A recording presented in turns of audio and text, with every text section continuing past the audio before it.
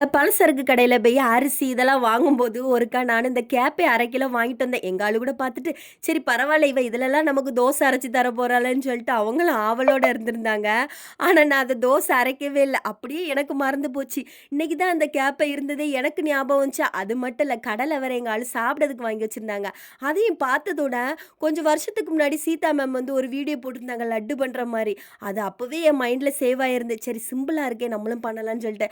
அப்புறம் இந்த திரிச்ச கேப்ப கூட லைட்டா உப்பும் போட்டு கொஞ்சம் தண்ணிய ஊத்தி, இந்த கட்லெட் மாரி தட்டி நல்லா பொரிச்சு எடுத்துக்கிட்டேன். ஆனா, அது பாக்கறக்கு பிஸ்கட் மாதிரி இருந்துச்சு. அதையும் நல்லா உதிர்த்து எடுத்து, அப்படியே மிக்ஸில போட்டு கடகடன்னு எடுத்துக்கிட்டா சூப்பரா வந்துச்சு. எங்க ஆளு, "நீ என்ன பண்ணிட்டுருக்க? இது என்ன ஒரே புகை மண்டலமா இருக்குன்னு" சொல்லிட்டு, நானும் பயந்துட்டு, அந்த பாவு காய்க்கும்போது தண்ணி ஊத்தலையா, அது கொஞ்சம் இதாயி போச்சு. அதுக்கப்புறம் எடுத்து அந்த பாவையும் மிக்ஸ் பண்ணி, திரிச்சு வச்ச அந்த நிலக்கடலாம் போட்டு பண்ணும்போது ரொம்ப நல்லா இருந்துச்சு. லட்டு வேற லெவல்ல வந்துருச்சு. ஆனா, எங்க அம்மா அந்த கேப்பையில களி கிண்டி தருவாங்க.